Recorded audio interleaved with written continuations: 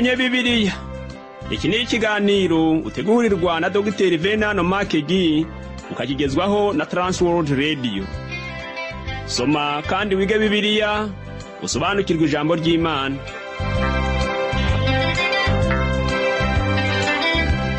Uraho neza nshuti muvandimwe uteze amatwi ikiganiro tumenye Bibiliya. Amahoro y'Imana nabane nawe. Kaze muri iki kiganiro ugezwaho nanjye Parfait Ntamvutsa. Ubushize twaganiriye uburyo akarengane kakurikiye urupfu rwa Stefano kihutishije ubutumwa bwiza, kuko intambara ikomeye ijegeze itorero atari ituruka inyuma ahubwo imbi nituruka imbere mu itorero.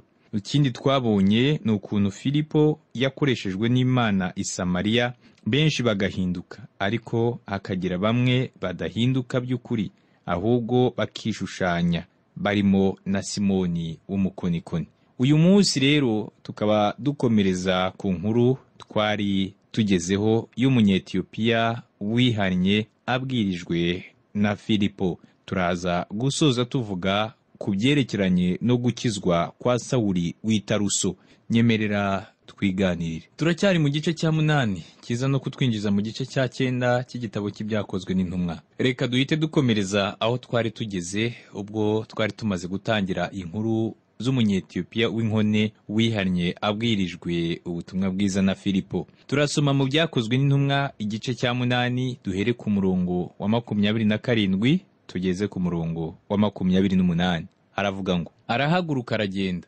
Nuko haza Umunyetiyopiya w'inkone, umutware w'umunyabyuma w'ibintu byose bya Kandaki, umugabekazi w'Abanyetiyopiya. Yari yaragiye Yerusalemu gusenga. Yasubiragayo yicaye mu igare rye, asoma igitabo cy'umuhanuzi Yesaya. Dusoma hano ko uyu mugabo w'Umunyetiyopiya yari ashinzwe ibintu byose bya Kandake, wari umugabekazi w'Abanyetiyopiya. Yari umuntu ukomeye muri icyo gihe. Mu kugenda rero ntiyagendaga wenyine, yabaga afite abamugaragiye bakomeye n'aboroheje.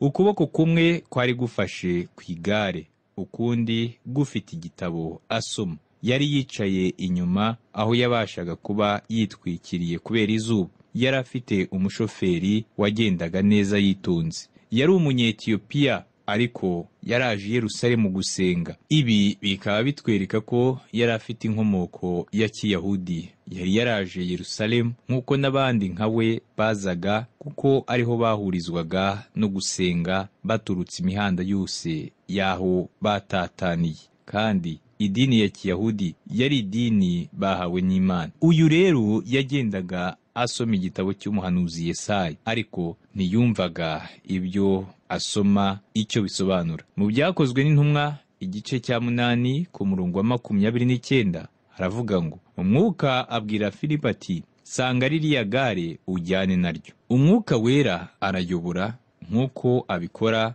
mu kwihana kw'abantu. Filipo yari umuntu w'Imana, umwuka wera yakoreshaga. Ijambo ry'Imana ryari mu igare ry'Umunyetiyopiya arimo arisoma, ndetse by'umwihariko asoma muri Yesaya. Mu byakozwe n'intumwa igice cya 8 ku murongo wa 30 haravuga ngo, Filipo arirukanka yumva asoma igitabo cy'umuhanuzi Yesaya. Aramubaza ati, ibyo usoma ibyo urabyumva? Filipo yaratinyukaga cyane. Reba ko yumvise umuntu asoma gusa akamubaza niba byumva.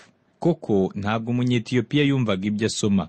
Niko gutumira Filipo ngo aze bajyane mu igare rimwe. Mu byakozwe n'intumwa igice cya 8 guhera ku murongo wa 31 kugera ku murongo wa 33 haravuga ngo, undi ati, nabibasha nte ntabonye ubinsobanurira? Yengenga Filipo ngo yurire bicarane. Ibyo yasomaga mu byanditswe byari ibi ngo, yajyanywe nk'intama bajyana mu ibagiro, kandi nk'uko umwana w'intama acecekera imbere y'ukemura ubwoya, niko atabumbuye akanwa ke. Ubwo yacishwaga bugufi, urubanza rwari rumukwiriye barumukuyeho.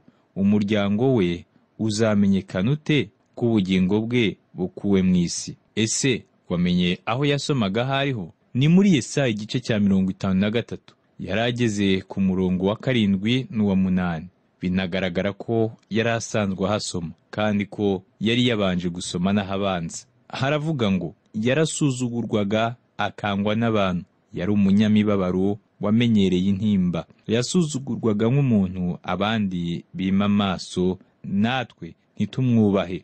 Ni ukuri intimba zacu nizo yishyizeho, imibabaro yacu niyo yikoreye. Ariko twebweho twamutekereje nk'uwakubiswe n'Imana, agacumitwa nayo, agahitamishwa n'imibabaro. Nyamara ibicumuro byacu nibyo yacumitiwe, yashenjaguriwe gukiranirwa kwacu. Igihano kiduhesha amahoro cyari kuri we, kandi imibyimba ye niyadukirisha.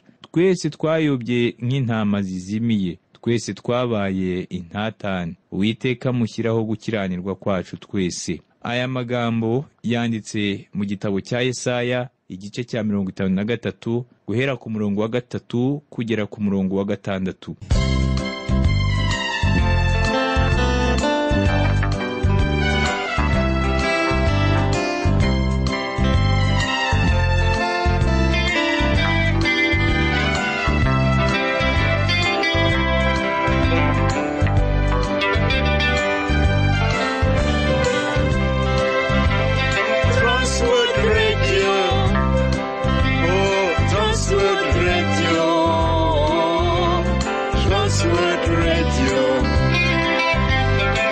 Radio Samirana, Samirana, Samirana, Samirana, Samirana, Samirana, Samirana, Samirana.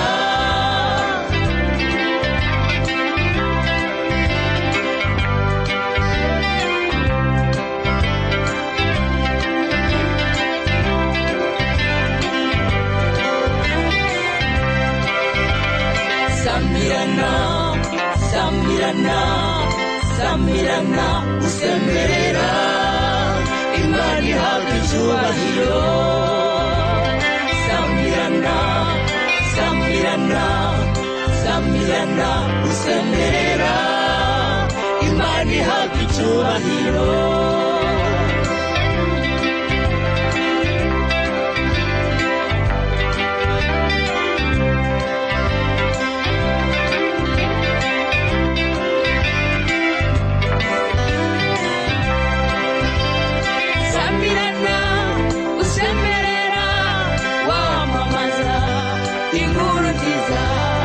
Samirana, usemerera, wamamaza inkuru nziza, inkuru nziza ni agakiza kabonekwa muri Yesu Kristo.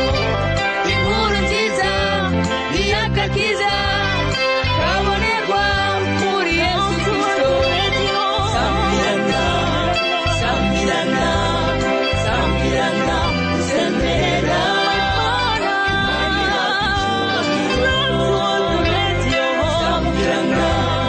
Samirana, Samirana, usemerera, Imana ihabwa icyubahiro.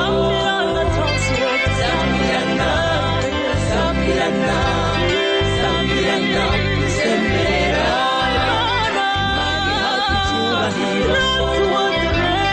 Samirana, Samirana, Samirana, usemerera, Imana ihabwa icyubahiro.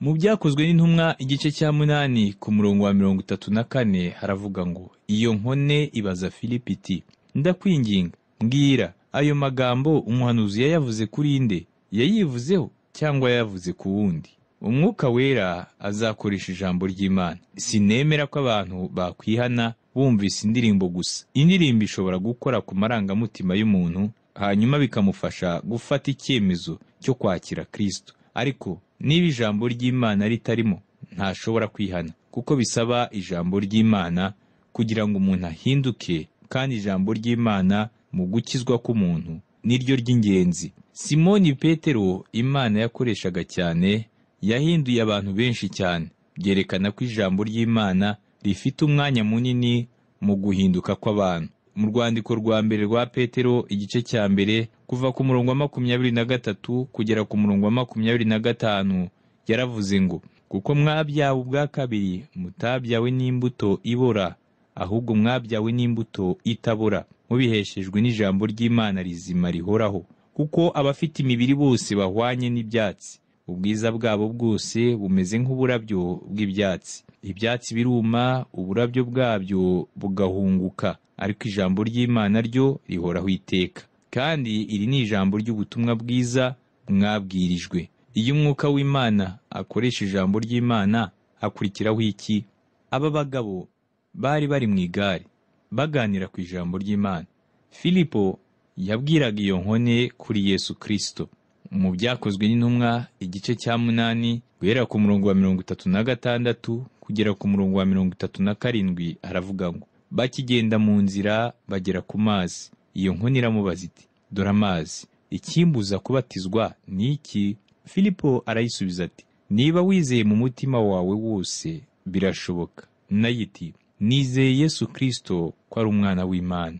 Wibuke ko Filipo yari afite inararibonye yakuye kuri Simoni umukonikoni i Samariya. Ntabwo rero yari gusubiramo ibyabaye. Uyu muntu yamusabye ko amubatiza. Filipo aramukurikirana ngo amenye niba yizeye by'ukuri mu mutima we, bitameze nk'uko Simoni w'umukonikoni yari yamugenje. Mu Byakozwe n'Intumwa igice cya 8 guhera ku murongo wa 38 kugera ku murongo wa 39 haravuga ngo, itegeka ko bahagarika igare, baramanukana bajya mu mazi bombi. Filipo n'inkone arayibatiza. Bavuye mu mazi, umwuka w'Imana ajyana Filipo inkone, ntiyasubira kumubona, nuko ikomeza kugenda inezerewe. Filipo amaze gusobanura ibyanditswe akamara no kubatiza inkone, ntabwo yari agikenewe kuko yararangije umurimo we. Inkone nayo yakomeje urugendo, igenda inezerewe cyane. Ariko se mu by'ukuri, nyuma yo kwihana uyu munyetiyopiya akizera akabatizwa, hakurikiyeho iki ageze iwabo? Abantu bashobora gutekereza ko urusengero runini rwabanje muri Amerika cyangwa i Burayi cyangwa se Yerusalemu muri Aziya nto cyangwa n'ahandi. Oya rwose, urusengero runini burya rwabanje muri Afurika. Bigaragara ko ya nkone yageze iwabo igatangira gutanga ubuhamya, abantu benshi bagahindurwa, maze bagatangira urusengero, maze rukaguka cyane. Hanyuma se Filipo we byamugendekeye bite? Reka tubisome mu murongo ukurikiyeho. Mu Byakozwe n'Intumwa igice cya 8 ku murongo wa 40 haravuga ngo, ariko Filipo abonekera muri Azoto, agenda abwira abantu ubutumwa bwiza mu midugudu yose kugeza aho yagereye i Kayisariya. Azote ni muri Ashidodi ibarizwa muri Gaza. Kugera i Kayisariya ashobora kuba yaranyuze i Yopa, ni naho hari Tel Aviv muri iki gihe, umurwa mukuru wa Isirayeli. Nuko agenda abwiriza ubutumwa bwiza. Uwo nta wundi mvuga ni Filipo. Ubutumwa bumaze kugera i Samariya n'i Yudaya, maze burakomeza buramamara cyane. Inkone yabujyanye muri Etiyopiya, naho Filipo abukomezanya i Kayisariya. Hanyuma nk'uko nakubwiye dutangira ikiganiro cy'uyu munsi, tugiye kwinjira mu gice cya 9 cy'igitabo cy'Ibyakozwe n'Intumwa, aho twibanda cyane ku guhinduka kwa Sawuli w'i Taruso. Uwo akaba ari mwene Shemu, umuhungu wa Nowa. Ni umuntu w'ingenzi cyane ku bijyanye no kwihana, nyuma y'uko wa munyetiyopiya yihannye. Kwihana kwa Sawuli kwabereye mu nzira, ndetse kubera mu mukungugu. Biranashoboka ko yari ari ku ndogobe ubwo yajyaga i Damasiko, hanyuma akagwa hasi ubwo yatungurirwaga mu rugendo n'umucyo. Ubwo tuzagera mu rwandiko Pawulo yandikiye Abafilipi, tuzareba ihinduka rya Sawuli mu buryo bwa teoloji, mu buryo bw'imyumvire, ndetse no mu buryo bw'imitekerereze icukumbuye. Ubu icyo tugiye kwibandaho ni ibyabereye mu nzira ijya i Damasiko. Reka dutangire dusoma mu gice cya 9, duhere ku murongo wa 1 tugere ku murongo wa 2. Turi mu gitabo cy'Ibyakozwe n'Intumwa. Haravuga ngo, ariko Sawuli akomeza gukangisha abigishwa b'umwami ko bicwa. Ajya ku mutambyi mukuru amusaba inzandiko zo guha ab'amasinagogi Damasiko, kugira ngo nabona abantu b'inzira ya Yesu, abagabo cyangwa abagore, ababohe abajyana i Yerusalemu.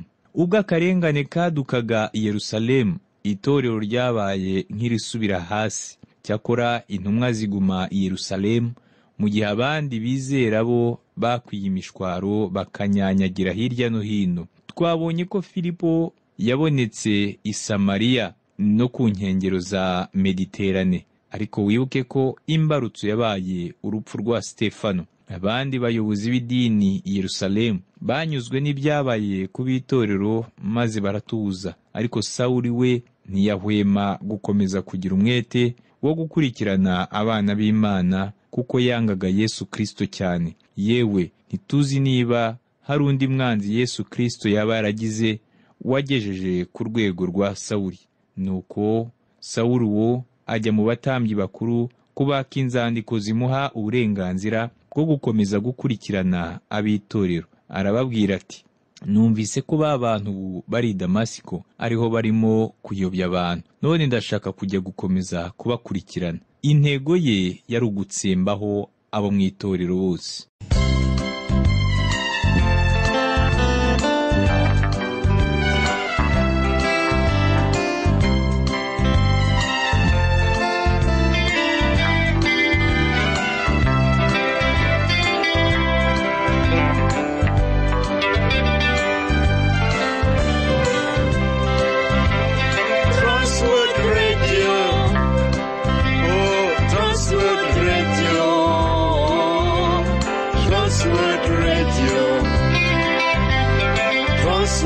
Radio Sambirana, Sambirana, Sambirana, Sambirana, Sambirana, Sambirana, Sambirana, Sambirana.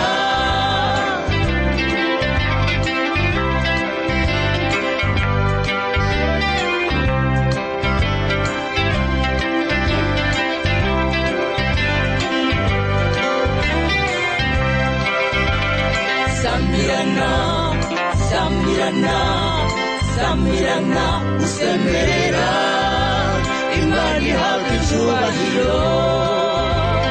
Sambirana, Sambirana, Sambirana, usemerera, Imana ihabwa icyubahiro.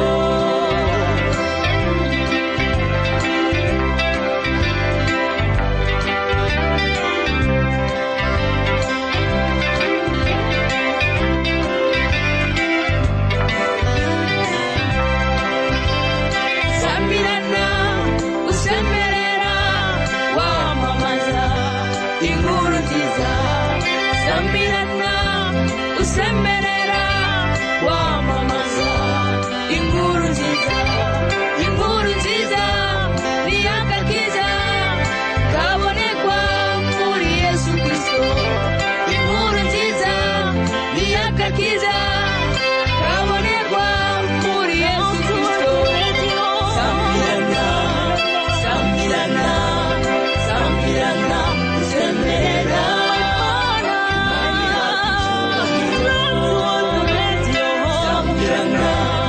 Sambirana, Sambirana, usemerera, Imana ihabwa icyubahiro.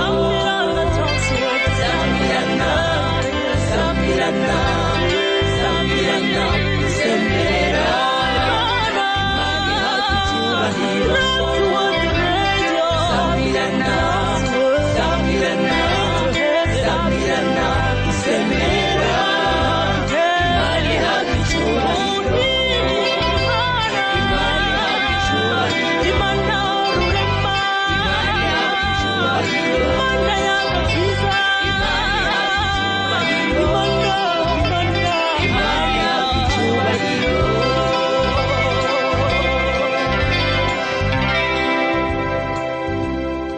byakozwe n'intumwa igice cya 9 kuva ku murongo wa 3 kugera ku murongo wa 4 haravuga ngo, akigenda yenda gusohora i Damasiko, umucyo uramutungura uvuye mu ijuru uramugota. Agwa hasi, yumva ijwi rimubaza riti, Sawuli, undenganyiriza iki? Ibi byabaye kuri Pawulo yabigarutseho muri iki gitabo cy'ibyakozwe n'intumwa inshuro ebyiri. Mu by'ukuri Pawulo ntabwo yigeze yirushya atinda ku kwihana kwe agahindukira. Tubona ko yabigarutseho mu ibaruwa yandikiye Abafilipi, aho yabonaga ibyo avuga byafashe imitima y'abantu. Ahandi tuzabona Pawulo avuga kuri iyi nkuru yo gukizwa kwe n'igihe yatangaga ubuhamya imbere y'umwami Agiripa. Mu byakozwe n'intumwa igice cya 9 ku murongo wa 5 haravuga ngo, aramubaza ati, urinde mwami? Nawe ati, ndi Yesu uwurenganya. Urabona hano uko utamenya kwa Sawuli. Ashobora kuba yari umuntu wari uzwi cyane kandi wemerwa n'abantu cyane mu gihe cye, kandi biranashoboka ko yari umuntu wari ufite impamyabushobozi cyangwa se diplome ikomeye cyane mu gihe cye, ndetse yarize no muri kaminuza ikomeye cyane y'Abagiriki. Yabaye umunyeshuri mu ishuri rya Gamaliyeli, ishuri ry'Abaheburayo. Yari yarize amasomo menshi y'iby'idini rya Kiyahudi, ariko urabona ko atarazi Yesu Kristo. Niko kumubaza ngo, urinde? Nshuti yanjye, kumumenya ni ubuzima. Dore Sawuli ntiyarazi umwami Yesu Kristo. Mu byakozwe n'intumwa igice cya 9 ku murongo wa 6 haravuga ngo, ariko haguruka ujye mu mudugudu, uzabwirwa ibyo ugomba gukora. Sawuli yari mu nzira ijya Damasiko agiye kugirira nabi ubwoko bw'Imana.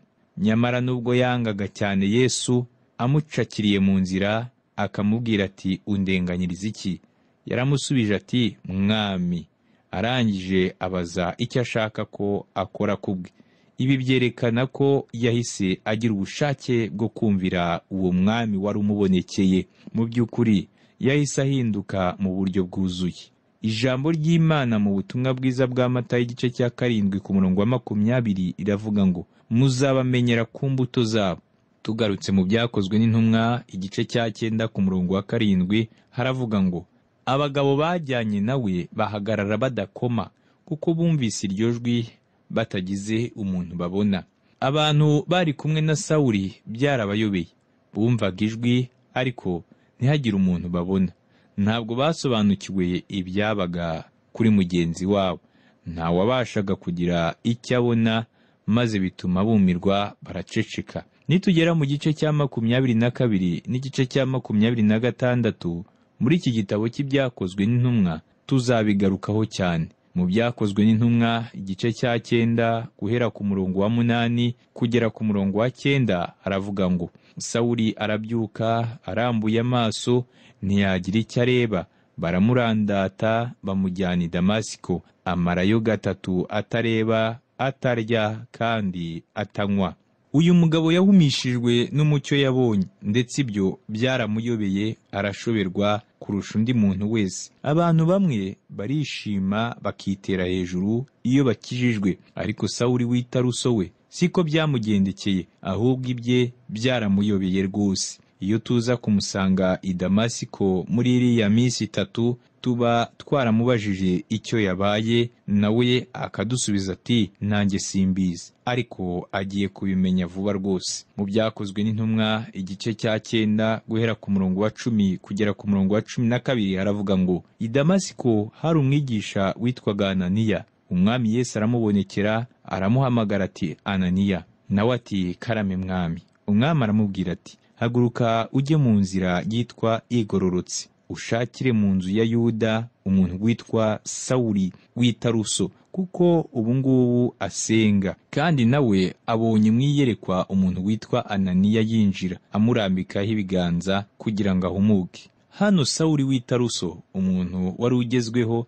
abantu bamwemera cyane, aracyari mu mwijima ndetse agishobewe, atazi ibirimo kumubaho. Mwuka w'Imana yagiye ku wundi muntu witwa Ananiya, amwohereza kujya gushaka Sawuli w'i Taruso. Muvandimwe twabanye uyu munsi, twabonye ukuntu inkone yari mu butamenya no kudasobanukirwa ijambo ry'Imana, ariko Filipo amaze kugisobanurira, irizera, irakizwa, iranabatizwa, ikomeza ijya gutanga ubuhamya iwabo muri Etiyopiya.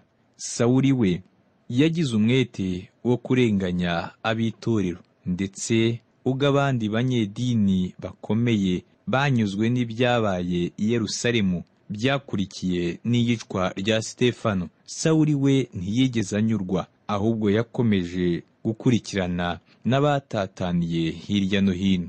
Nyamara yari yarize cyane, azi iby'idini cyane, ndetse abibamo, nyamara atazi Yesu Kristo. Ajya kurenganya ubwoko bw'Imana, Yesu amufatira mu nzira, aca bugufi, yita Yesu umwami. Dushoje tugeze aho Sawuli yari amaze iminsi 3 mu mudugudu yarashobewe, ariko amaze kugira iyerekwa ry'umuntu witwa Ananiya wagombaga kuza kumusengera. Ese aho none ntiwaba umeze nka ya nkone, nawe udasobanukiwe ijambo ry'Imana? Ese aho ntiwize cyane, ndetse ukaba n'umunyedini ukomeye nka Sawuli, ariko utazi Yesu? Iki nicyo gihe cyo guhumuka, kandi nicyo gihe cyo guca akenge mu by'umwuka, ugahishurirwa Yesu, ugakizwa by'ukuri, ukava mu bubata bw'idini. Nshuti yanjye unteze amatwi muri kano kanya, Sawuli yari umunyabyaha ukomeye, yatoteje itorero ry'Imana mu buryo bwinshi butandukanye, ndetse twabonye yuko no mu iyicwa ry'umukozi w'Imana Sitefano, Sawuli nawe yagize uruhare mu bamwishe. Yari akiri umusore muto, imbaraga ze nyinshi yazitakaje mu gutoteza ubwoko bw'Imana. Mbese wowe uyu munsi ntibyaba bimeze gutyo? Ndagusaba kugira ngo ufate igihe cyawe usigaranye. Ntuzi iminsi usigaje mu isi, ariko reka igihe usigaje gito cyane muri iyi si utangire kugitakaza mu gukorera uwo mwami. Umwizere kandi usobanukirwe neza amaraso yamennye ku bwawe, hanyuma nawe araguhindura umwana w'Imana. Reka dusenge.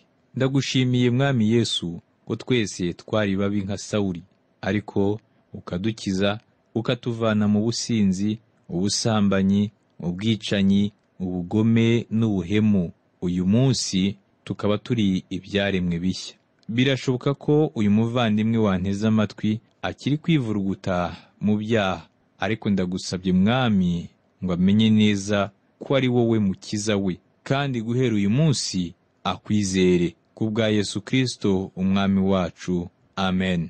Ndagushimiye cyane nshuti wabanye nanjye mu kiganiro cy'uyu munsi. Ubutaha nzakubwira uko Ananiya yasengeye Sawuli wari warakijijwe. Nkubwire nuko Petero yakijije Ayineya, ndetse akazura na Tabita. Ubuntu bw'umwami wacu Yesu Kristo n'urukundo rw'Imana no kubana n'Umwuka Wera bibane nawe.